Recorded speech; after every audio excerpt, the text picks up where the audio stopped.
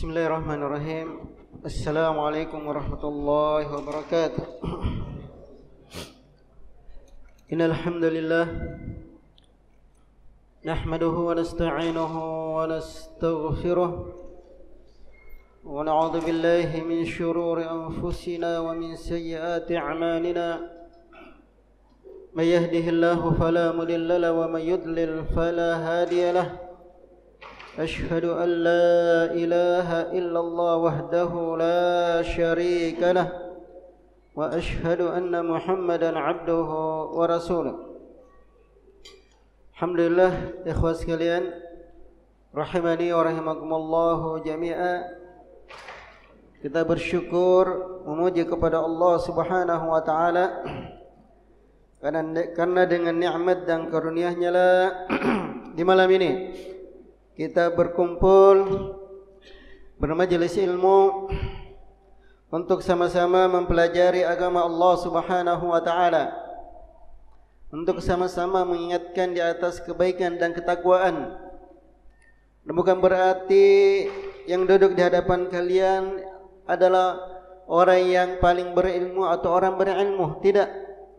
Kita sama kedudukannya, sama-sama para pelajar penuntut ilmu agama Allah Subhanahu wa taala, dan sama-sama kita saling mengingatkan di atas kebaikan.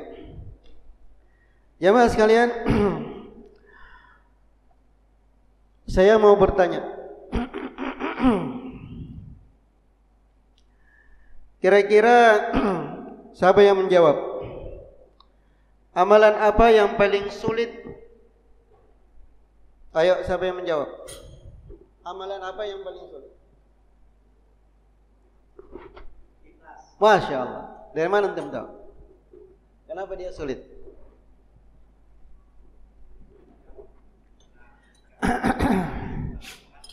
Dia sulit karena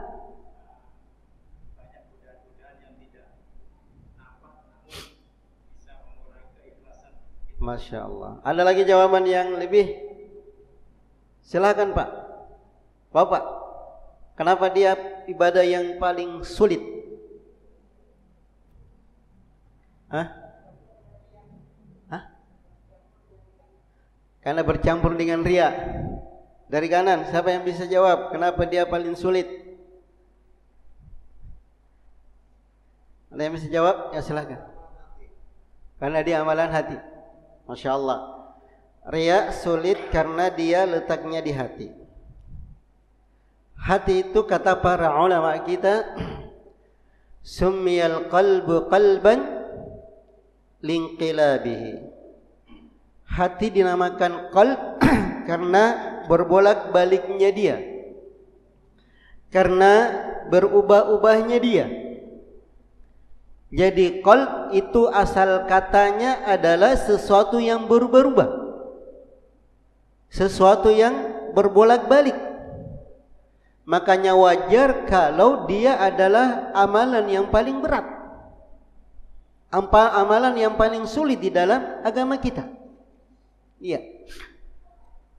Bukan cuma kita yang mengakui beratnya, bukan cuma guru-guru kita yang mengakui beratnya, tetapi para pendahulu-pendahulu kita, ya, para salaf-salaf kita itu mengakui akan beratnya dan sulitnya. Iya, sangat berat, sangat-sangat berat. Seorang tabi'i yang bernama Sufyan Ats-Tsauri pernah mengatakan, ma'alajtu syai'an asyaddu ala nafsi min niyati innaha tataqallabu alayya.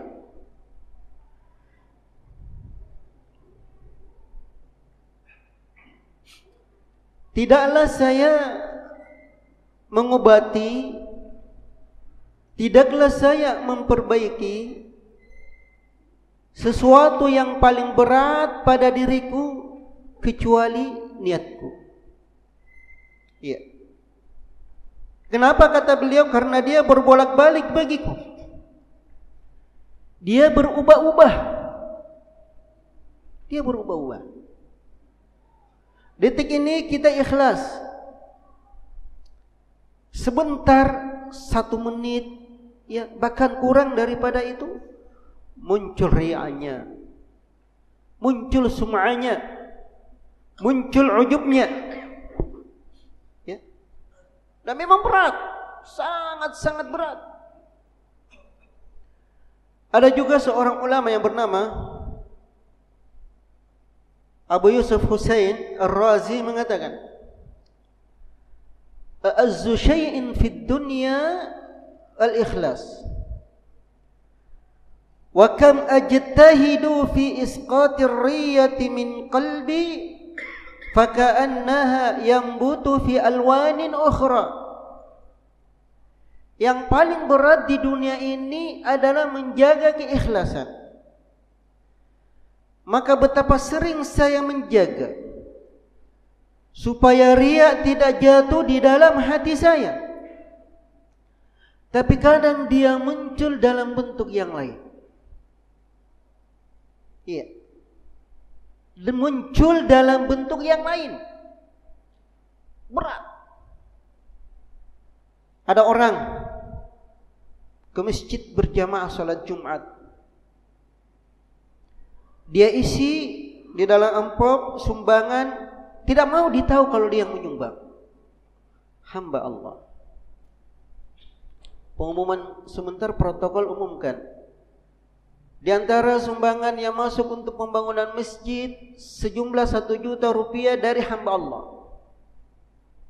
Dia ingin menjaga niatnya.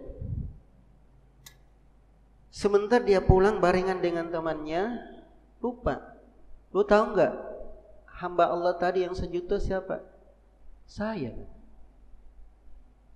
Begitu gambarannya. Dan memang berat. Ya, berat sekali. Sangat berat.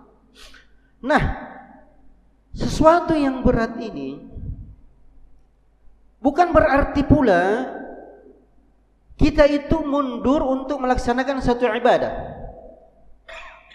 Iya, ada orang enggak usah saya ke masjid berjamaah. Jalan kaki ke masjid, dilihat orang nanti muncul riaknya. Untuk menjaga niat saya, udah saya sholat di rumah saja.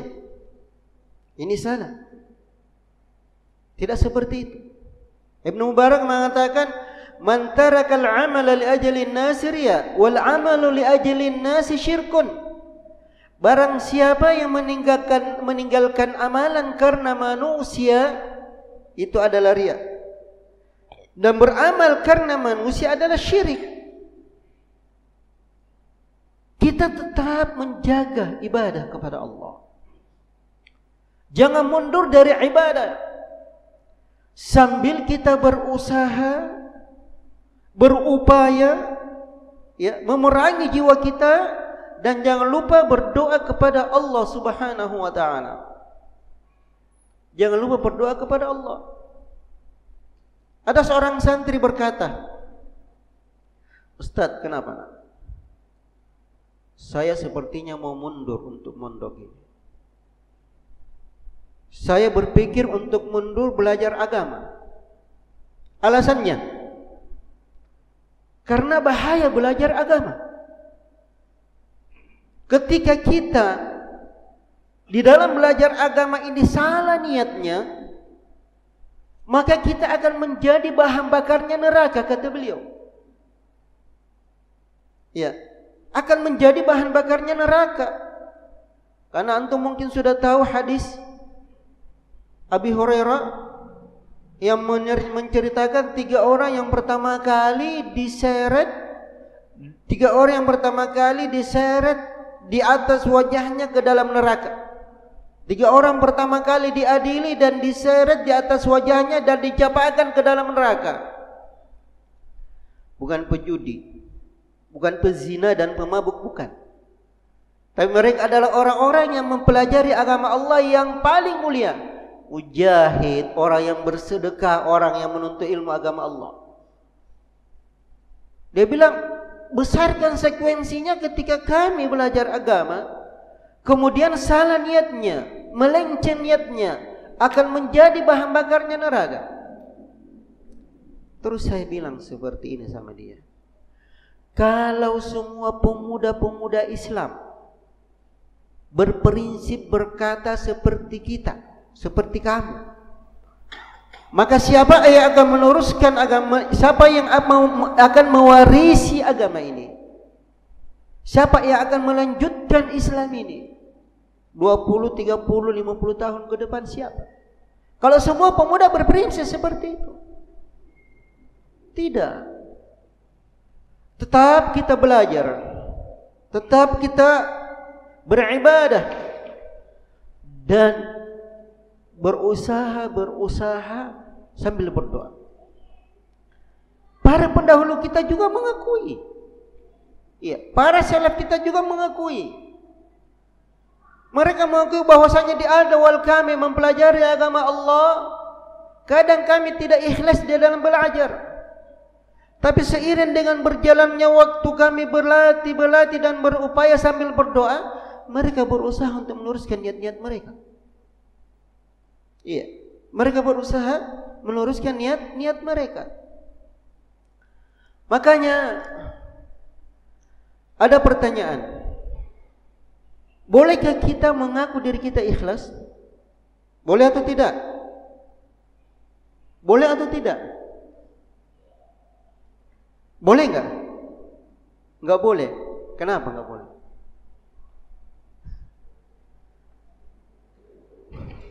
Jadi kita enggak boleh mengaku diri kita ikhlas. Tidak boleh pede kalau kita sudah ikhlas. Enggak boleh. Ini cukup kesalahan pertama. Cukup kesalahan pertama kalau ada orang mengaku dirinya telah ikhlas. Enggak boleh. Enggak boleh pede dia telah ikhlas. Bahkan ada seorang ulama yang bernama As-Susi mendefinisikan dengan apa? Dia mendefinisikan ikhlas adalah al-ikhlas faqadu ru'yatil ikhlas. Faman syahada fi nafsi al-ikhlas faqad ihtaja ikhlasu ila ikhlas. Ikhlas adalah menghilangkan perasaan pada diri kalau kita telah ikhlas. Menghilangkan perasaan. Jangan ada pernah terbetik di dalam hati kita perasaan pede kalau kita telah ikhlas. Maka barang siapa yang mempersaksikan dirinya telah ikhlas, maka ikhlasnya ini masih butuh lagi keikhlasan. Ikhlasnya masih butuh keikhlasan. Enggak boleh. Alasannya kenapa kita tidak boleh pede mengaku bahkan mengatakan saya telah ikhlas? Dengan beberapa perkara.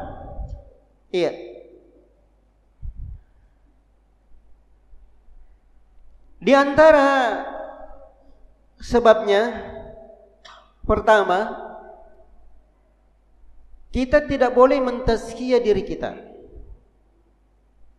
Kita tidak boleh merekomendasi diri kita baik, suci, sempurna atau ikhlas. Enggak boleh. Allah Subhanahu wa taala berfirman, "Wa la tuzakku anfusakum, innallaha yuzakki man yasha." Jangan kalian mentazkiyah, jangan kalian merekomendasi diri kalian. Cuma Allah lah yang berhak untuk mentazkiyah siapa yang Allah Subhanahu wa taala kehendaki. Cuma Allah.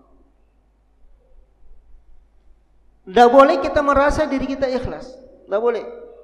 Yang berhak menilai kita adalah Allah Subhanahu wa taala. Kita enggak boleh menilai diri kita. Alasan yang kedua jamaah sekalian,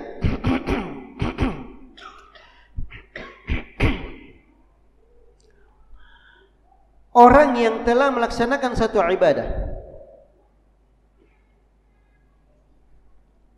maka setelah dia keluar dari suatu ibadah, setelah usai melaksanakan satu ibadah, dia jangan menganggap ibadahnya itu besar. Jangan menganggap ibadahnya itu diterima oleh Allah Subhanahu wa taala. Jangan. Bahkan ketika dia usai atau selesai melaksanakan satu ibadah, dia menganggap ibadahnya itu kecil. Belum ada apa-apanya. Bahkan khawatir ibadahnya tidak diterima oleh Allah Subhanahu wa taala. Sehingga akan memacu dirinya untuk memperbaiki nilai dan mutu ibadahnya ke depan. Iya. Tadi kita sholat maghrib. Ibadat tadi, sholat maghrib kita tadi jangan-jangan tidak diterima oleh Allah. Jangan-jangan ada masalah dari niatnya, keikhlasannya dan lain sebagainya. Kalau begitu sebentar sholat isyanya saya perbaiki. Semoga dia yang diterima oleh Allah. Begitu dan begitu seterusnya. Iya. Dan ini semakna dengan firman Allah Subhanahu wa taala, di mana Allah Subhanahu wa taala berfirman,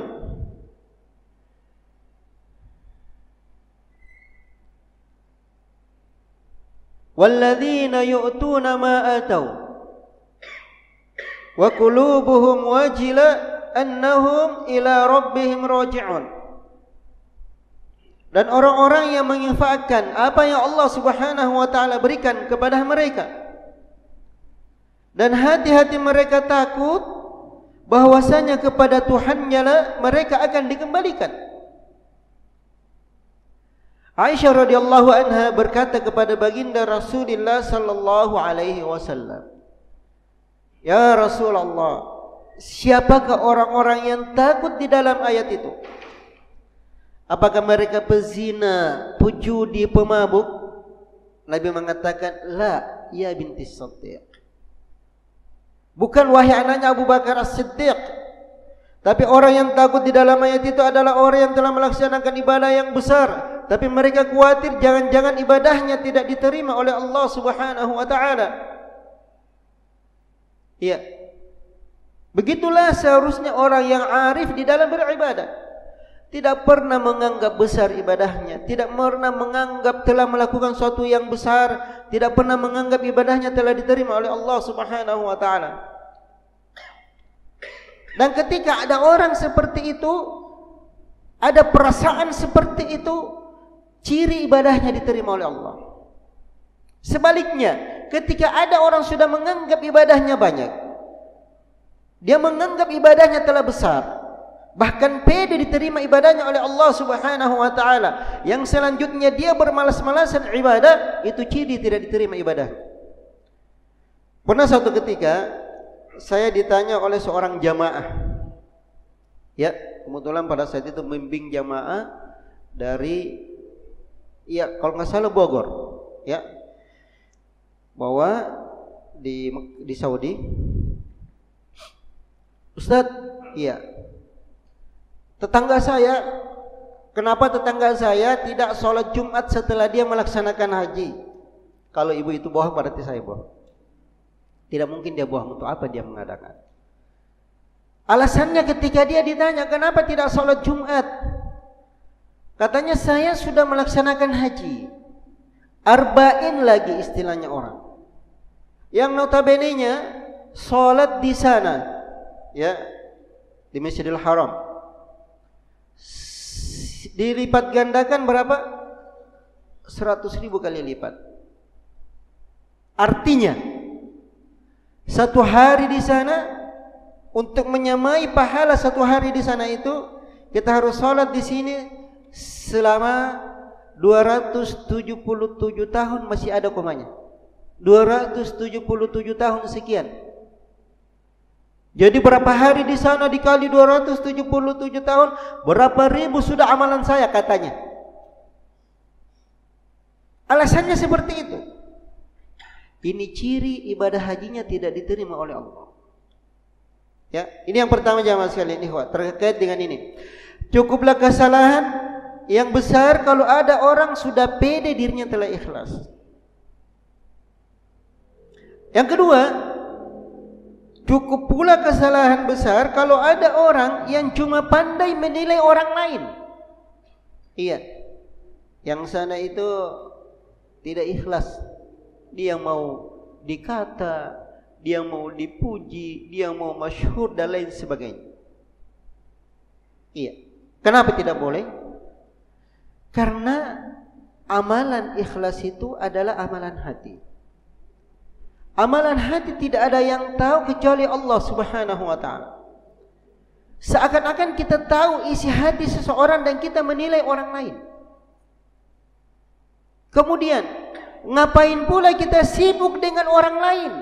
Sibuklah dengan diri kita sendiri. Kita sendiri belum tentu selamat. Ya. Dan kapan kita menuduh orang lain, Allah Subhanahu wa ta'ala akan mengikop kita di dunia. Ada sebuah kisah. Seorang ulama yang bernama Makhul, dia mengatakan, Ra'aitu ar-rajula yusalli fil masjidi buka'an, fattahamtu annahu riya' bi buka'ihi. Saya melihat seseorang salat di dalam masjid dalam keadaan menangis. Maka saya menuduh dia itu menangis karena riya. Apa kata beliau? Wa hurimtul bukaa sana. Maka saya diharamkan oleh Allah Subhanahu wa ta'ala, diikut, dibalas oleh Allah dengan tuduhannya kepada orang lain. Bukaa sana, diharamkan baginya menangis selama setahun. Dalam artian tidak bisa menangis dalam 1 tahun. Hatinya keras, tidak bisa menangis. Orang yang tidak bisa menangis, hatinya keras. Para pendahulu kita kadang mereka menangis, jamaah sekalian, ikhwah sekalian. Mereka kadang menangis ketika membayangkan akan rendahnya nilai dan mutu ibadahnya kepada Allah.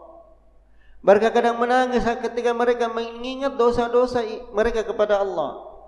Mereka kadang menangis ketika membayangkan bagaimana ngerinya adab kubur, bagaimana dahsyatnya siksa neraka. Mereka kadang menangis. Kata beliau, setahun saya tidak bisa menangis karena sekedar menuduh orang itu riya. Ya. Jadi enggak boleh kita menuduh orang lain. Sibuklah dengan diri kita sendiri, ya. Melatih dan melatih. Dan jangan pernah kita meremehkan perkara yang satu ini. Iya. Jangan pernah kita menganggap diri kita telah hebat. Iya. Kita telah ta'lim.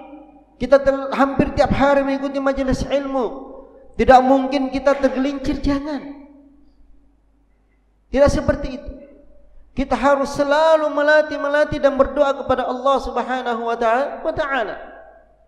Karena finish, ya, akhir kita adalah apalagi keberuntungan kita ditentukan di akhirnya, bukan sekarang. Innamal a'malu bil khawatim. Amalan itu ditentukan dengan akhirnya. Sekarang kita keadaannya seperti ini.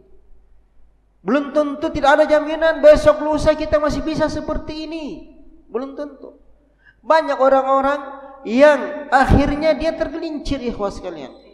Jangankan kita, ada orang-orang, ada ulama bahkan ilmu yang ilmunya sangat luar biasa, ya, akhirnya tergelincir juga, mati di atas kekafiran.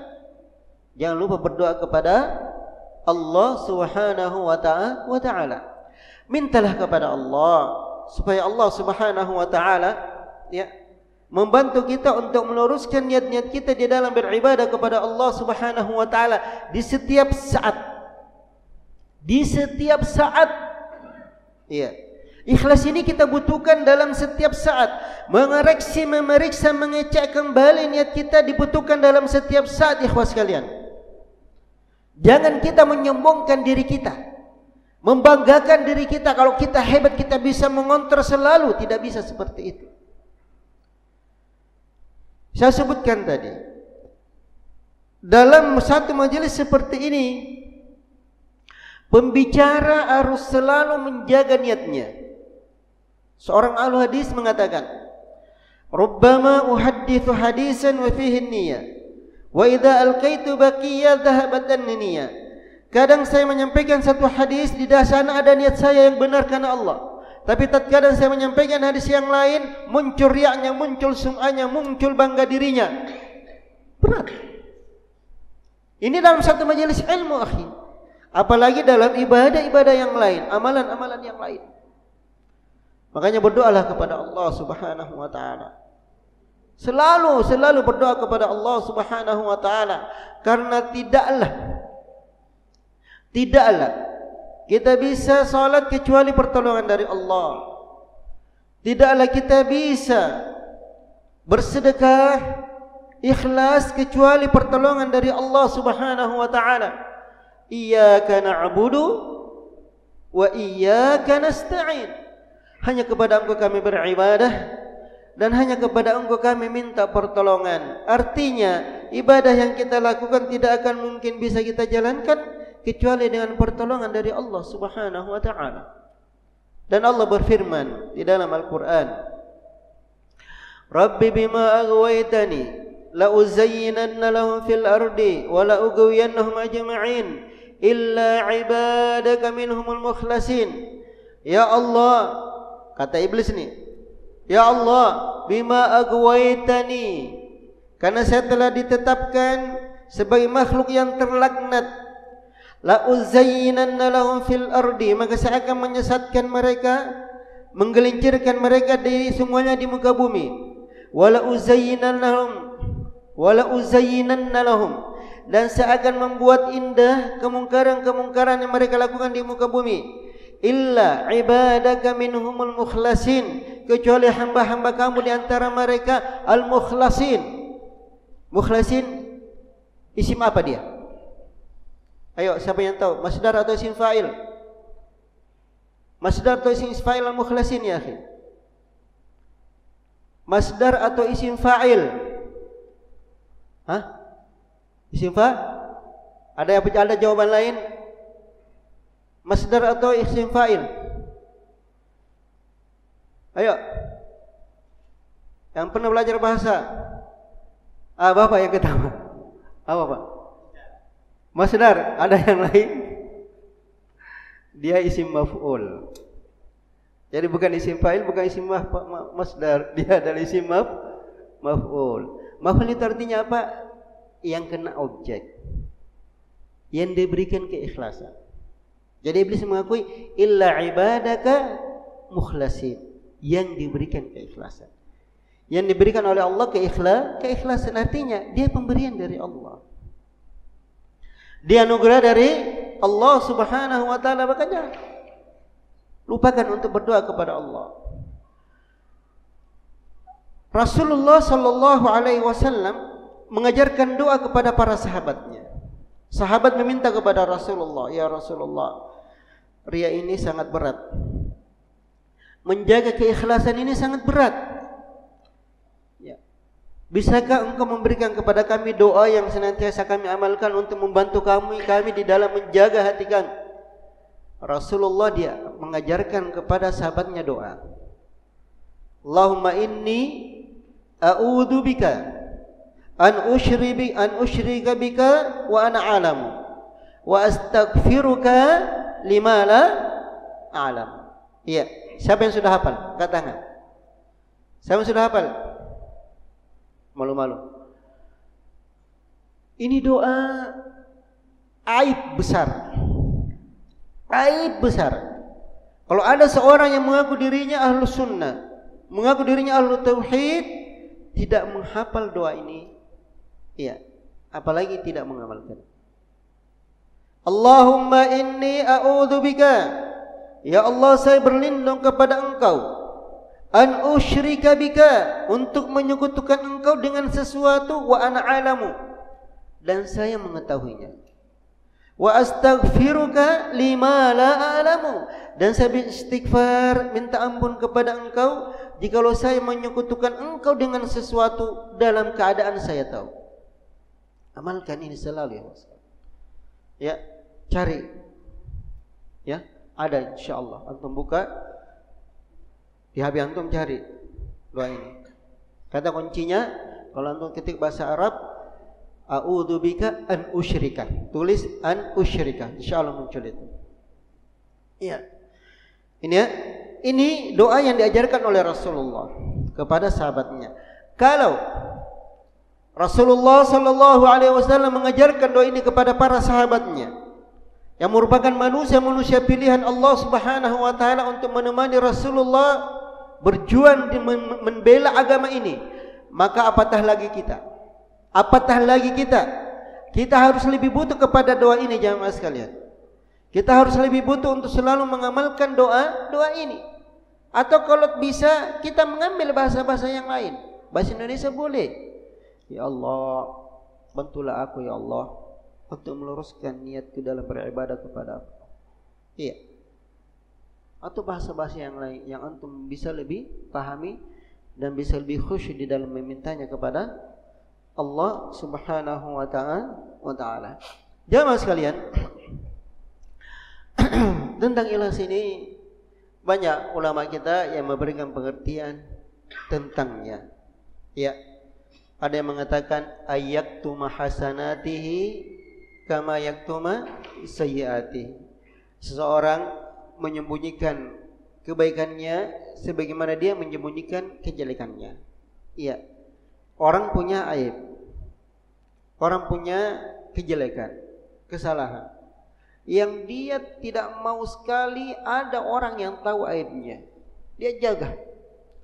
Ya, kata ulama ini, ikhlas pun seperti itu. Jaga amalanmu, jaga kebaikanmu, jangan sampai ada orang yang tahu. Ya, jadi berupaya untuk menjaga, berupaya untuk menyembunyikan amalan kita. Jangan malah kita pamer ibadah kepada orang lain. Ya. Maka ini yang paling disinggung oleh para ulama kita yang ada di Masjidil Haram atau di Masjid Nabawi, jamaah Indonesia, ketika mereka umroh. Ya, mereka selfie, ya, ada yang tolong, ada nggak berdoa, cuma ingin ditahu dia ada di sana. Ya, dan ini berat.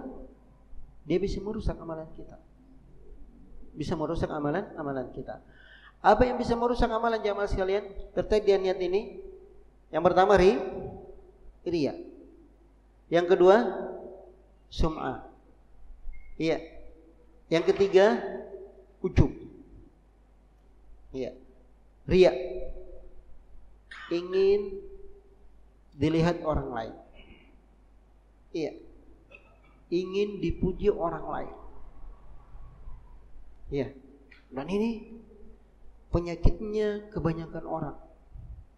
Dan ini juga penyakitnya kebanyakan para pelajar, para penuntut ilmu.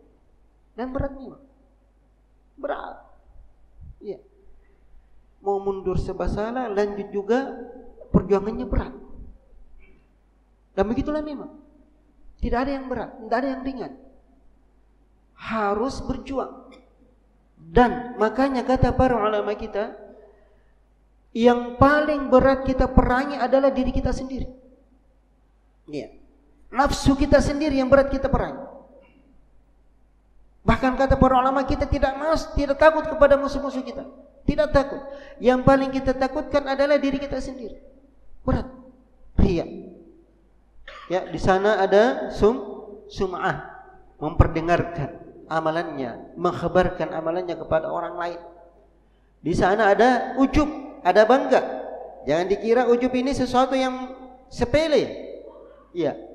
Dia juga bisa merusak amalan seseorang. Bahkan dia jalan juga bagaikan, dan dia juga jalan yang bisa mengantarkan kepada kesyirikan sebagaimana riya dan sum'ah. Iya. Merasa bangga dengan amalannya. Iya. Merasa dirinya lebih daripada orang lain. Aisyah radhiyallahu anha mengatakan, ketika ada orang keluar dari rumahnya dan merasa dirinya lebih daripada orang lain, itulah ujub. Perasaan pada diri lebih daripada orang lain. Iya. Dan ketika perasaan ini dia implementasikan dengan ucapan atau dengan perbuatan, maka itu sudah menjadi syirik. Itu sudah menjadi kibir, kesombongan. Iya. Jadi rata-rata kebanyakannya memang ujub ini bergandengan dengan kesombongan. Pertama dia ujub pada dirinya, bangga pada dirinya, sebentar berujung kepada kesombongan. Iya. Jadi jangan pernah ada pada diri kita perasaan bangga dengan amalan kita. Apalagi kita meremehkan orang lain, meremehkan para pelaku maksiat, jangan sama sekali. Membanggakan diri kita di hadapan mereka, jangan sama sekali. Saat ini mereka seperti itu keadaannya. Bisa jadi besok lusa mendapatkan hidayah, lebih baik keadaannya daripada kita. Dan keadaan kita saat ini meremehkan dia dengan ibadah kita, menganggap diri kita lebih baik dengan ibadah kita, itu sudah kesalahan besar. Rasulullah sallallahu alaihi wasallam pernah mengatakan, ada dua orang yang bersahabat di kalangan Bani Israel. Satunya pelaku maksiat, satunya ahli ibadah. Ahli ibadah mengatakan, wallahi Allah tidak akan mengampuni dirimu. Ya, maka Allah murka. Wa may yata'ala alayya, kata Allah. Siapa yang melancang atas diriku, katanya, saya telah mengampuni dosa-dosanya dan saya menghapuskan amalan-amalannya. Ngeri. Ya, ngeri. Jangan pernah kita menganggap, apalagi jangan kita pernah bangga dengan amalan kita. Jangan pernah. Apalagi meremehkan orang lain. Apalagi menganggap diri kita lebih daripada orang lain. Jangan. Iya, jangan sama sekali. Apakah dengan ilmu kita, dengan apa kita, tidak boleh sama sekali kita menganggap diri kita lebih daripada orang lain. Iya, jangan sekali. Sesudah mendengar adzan. Iya. Benar kan? 2 menit. 2 menit lagi. 1 menit lagi. Kalau begitu kita hentikan ya. Kita cukupkan sampai di sini. Ikhwas sekalian, jamaah sekalian. Sebenarnya kalau pembahasan ini sangat panjang. Ini cuma ya mukaddimah saja tentang perkara ini. Sangat panjang dan luas pembahasannya. Ya. Saya diminta Ustadz Sahal gantikan beliau, tapi saya bilang jangan. Saya enggak enak, saya segan di sini banyak ustadz yang lebih berilmu, yang lebih hebat. Tidak pantas saya mengisi nasihat, tapi dia memaksa dan menyebutkan hadis idza stansangka fashanhu, ya, atau agama kalau Rasulullah. Di antara hak seorang muslim, jika dia minta nasihat maka berikanlah nasihat. Saya enggak bisa berbuat apa lagi ketika Ustaz Sahal menyebutkan hadis itu. Semua jamaah sekalian, apa yang kami sampaikan ini ada manfaatnya, terutama untuk diri pribadi kami sendiri. Lebih dan kurangnya mohon dimaafkan. Subhanallah bihamdihi asyhadu an la ilaha illa anta astaghfiruka wa atubu ilaik.